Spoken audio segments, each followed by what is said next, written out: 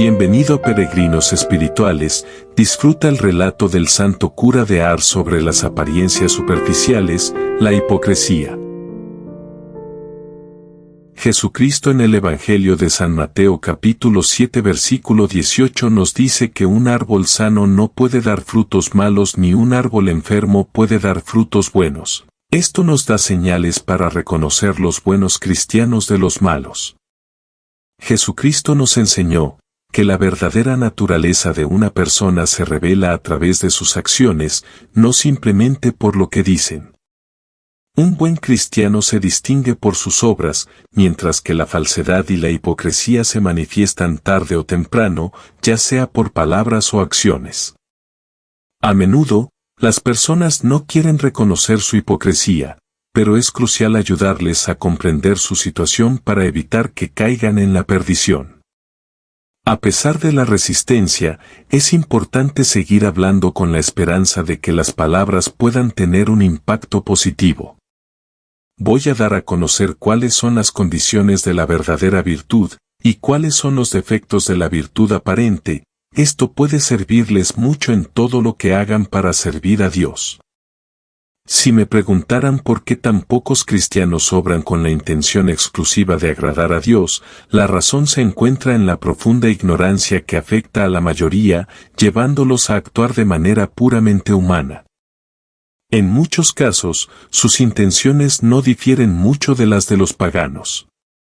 Esto resulta en la pérdida de numerosas buenas obras que podrían haber sido destinadas al cielo.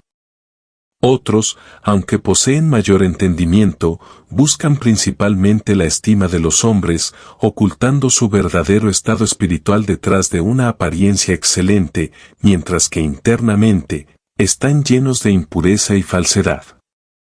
En el día del juicio, se revelará que para muchos cristianos, la religión no fue más que una práctica superficial o rutinaria, guiada por inclinaciones humanas, siendo pocos los que realmente buscaron a Dios en sus acciones. Es fundamental comprender que un cristiano que desee sinceramente trabajar por su salvación no debe limitarse a realizar buenas acciones, también debe comprender por qué las realiza y cómo llevarlas a cabo. Además, es importante recordar que no es suficiente aparentar virtud ante el mundo. Es esencial que la virtud resida en el corazón. Si me preguntaran cómo reconocer la verdadera virtud y estar seguros de que nos conducirá al cielo, la respuesta radica en prestar atención y grabar en el corazón las enseñanzas que se ofrecen a continuación, para así discernir el mérito y la bondad de cada una de nuestras acciones.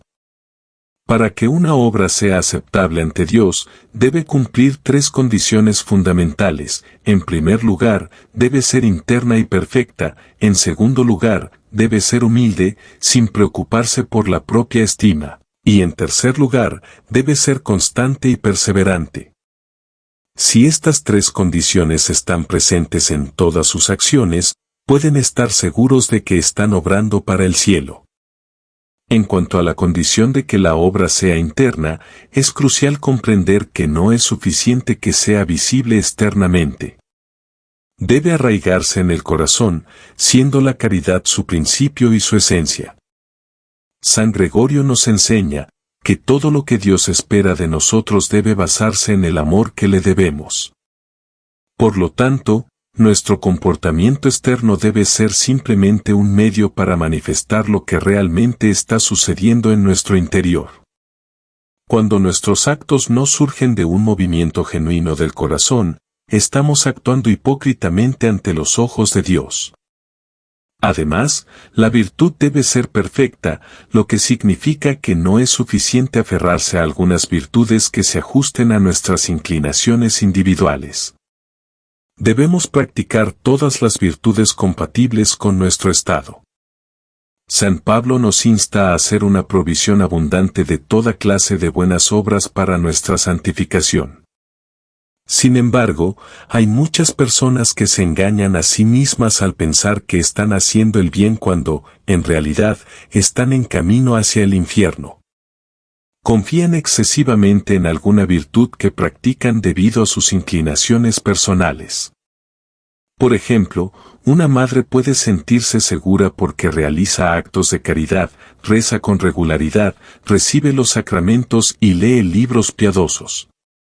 Sin embargo, observa cómo sus hijos abandonan las prácticas religiosas y se alejan de los sacramentos, mientras ella permite que asistan a lugares de placer, bailes y reuniones mundanas, pensando que esto les asegurará un buen posicionamiento social.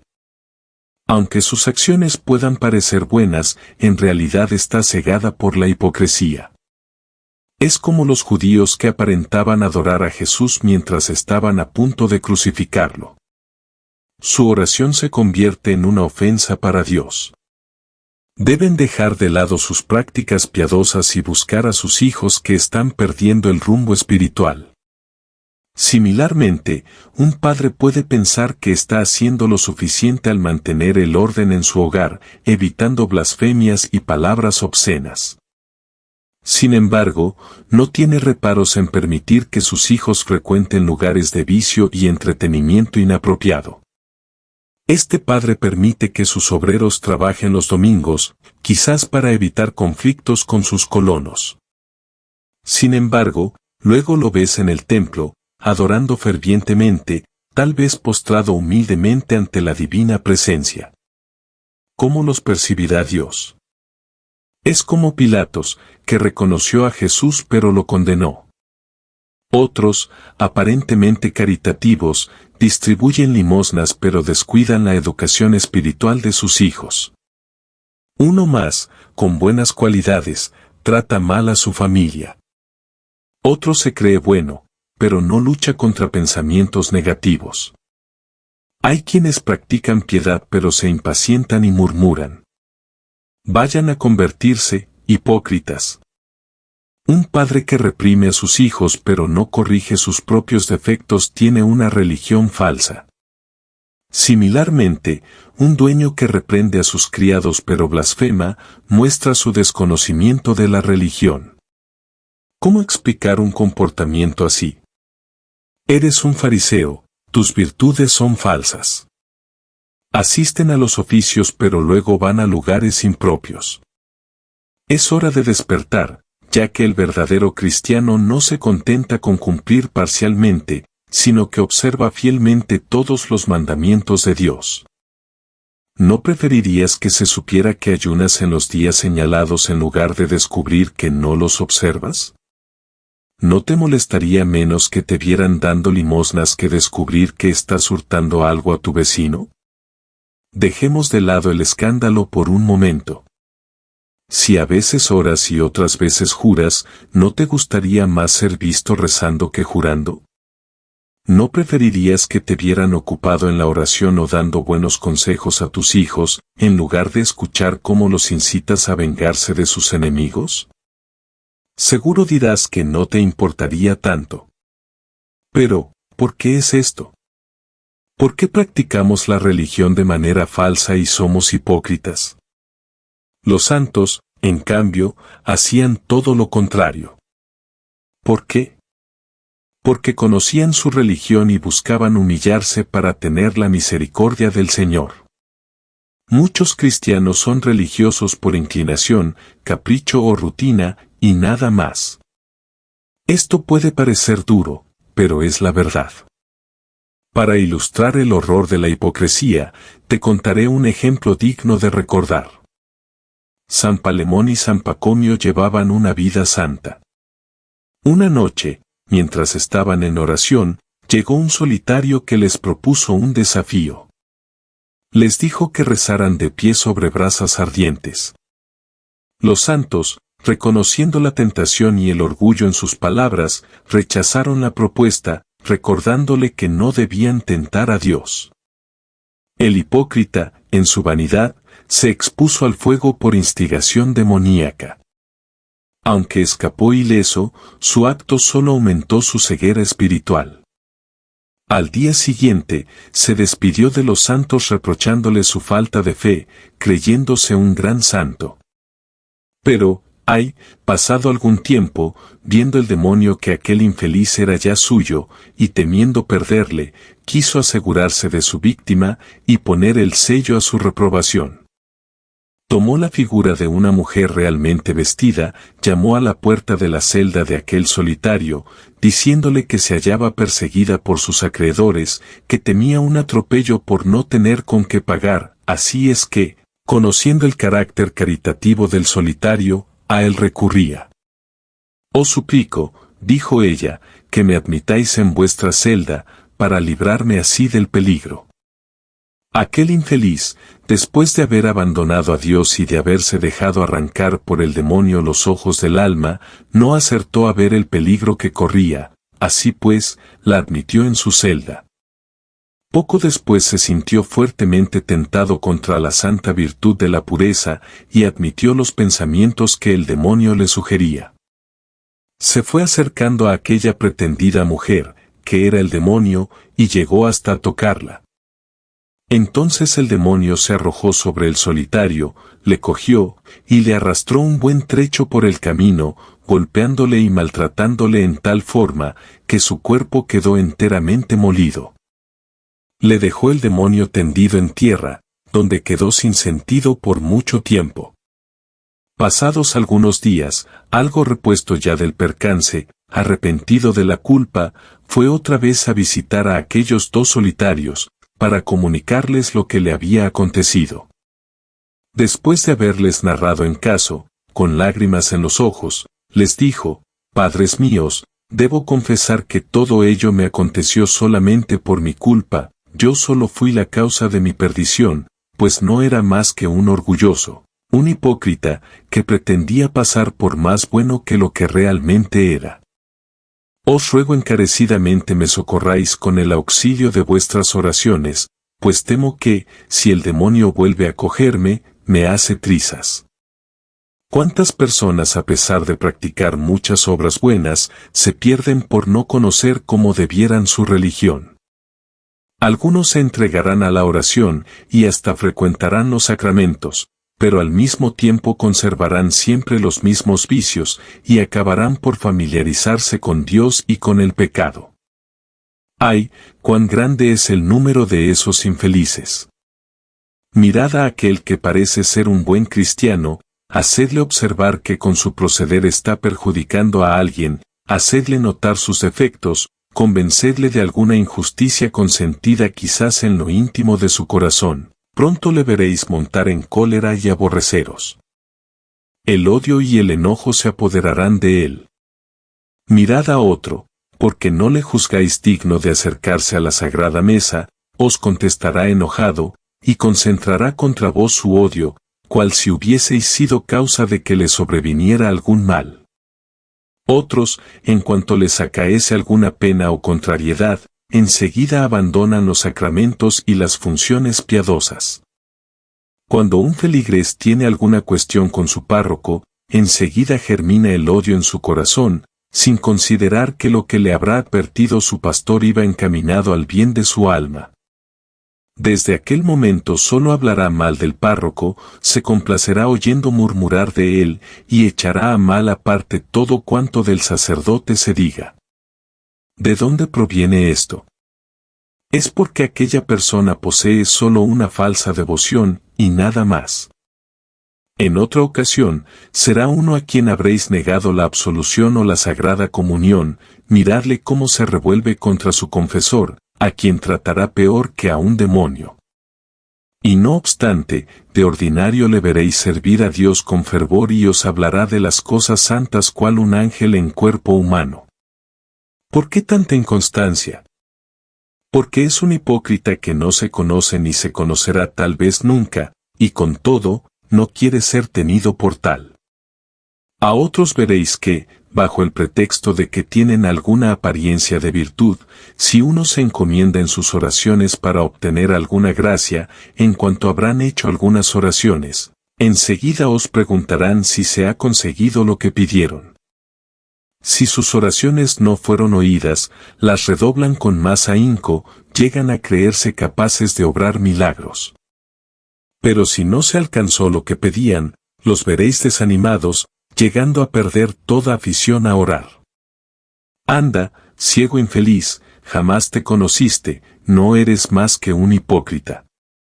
A otro oiréis hablar de Dios con gran ardor, si aplaudís su celo, llegará a derramar lágrimas, pero si le decís algo que no sea de su gusto, enseguida levantará la cabeza, mas, no atreviéndose a mostrarse tal cual es, os guardará un odio perdurable en su corazón.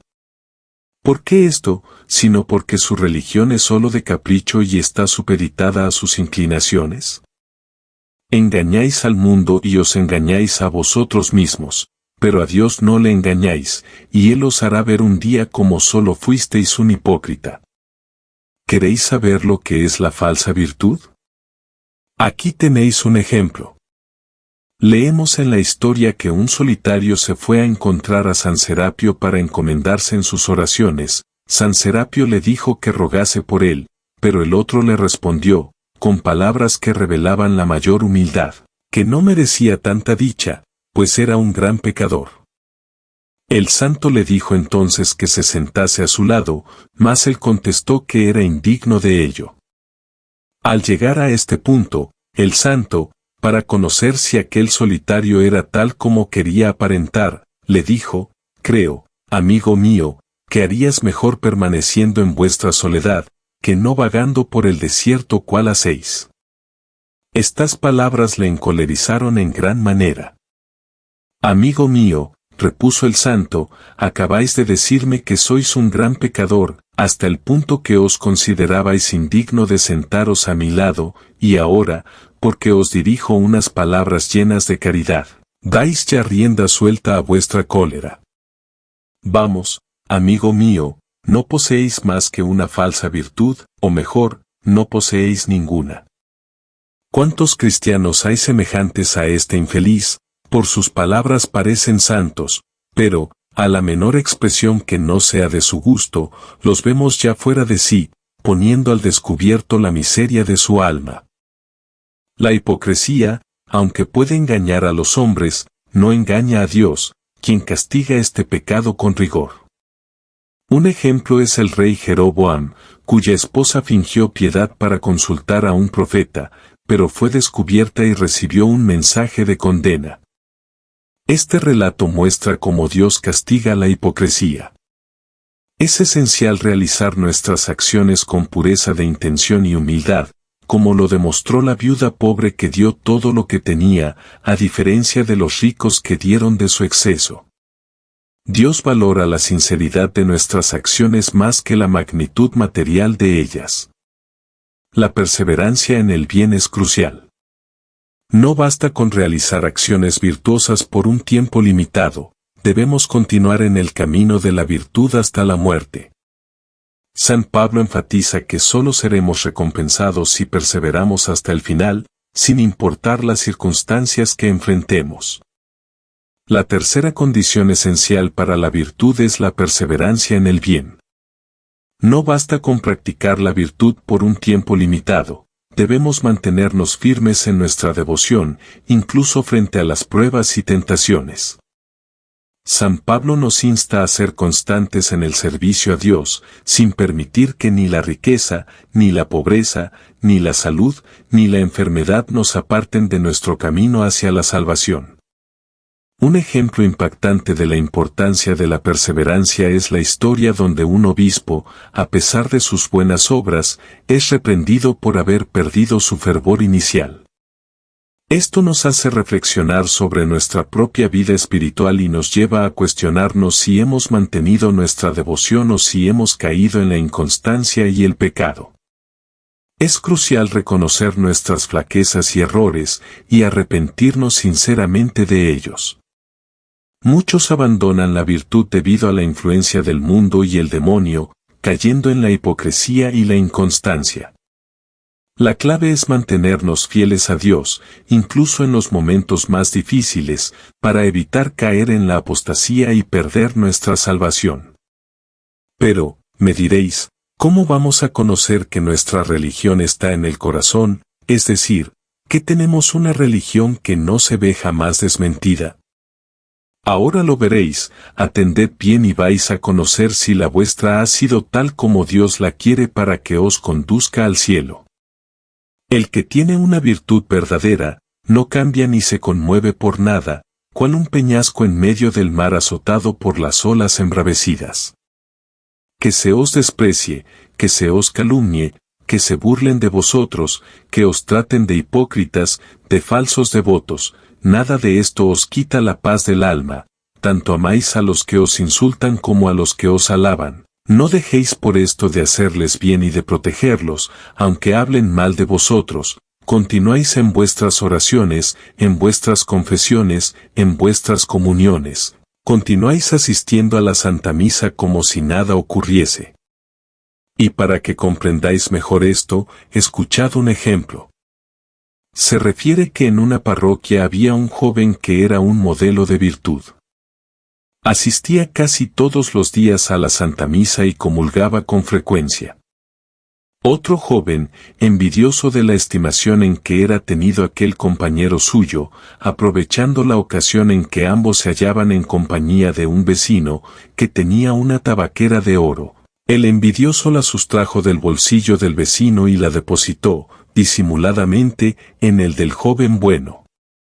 Hecho esto, con gran naturalidad pidió a aquel que le dejase ver su hermosa tabaquera. La buscó él en sus bolsillos, pero inútilmente. Entonces se prohibió salir a nadie del recinto aquel, sin ser previamente registrado. La tabaquera fue encontrada en el bolsillo de aquel joven que era un modelo de virtud. Al ver esto la gente comenzó a tratarle de ladrón, haciendo hincapié en su religión y llamándole hipócrita y falso devoto.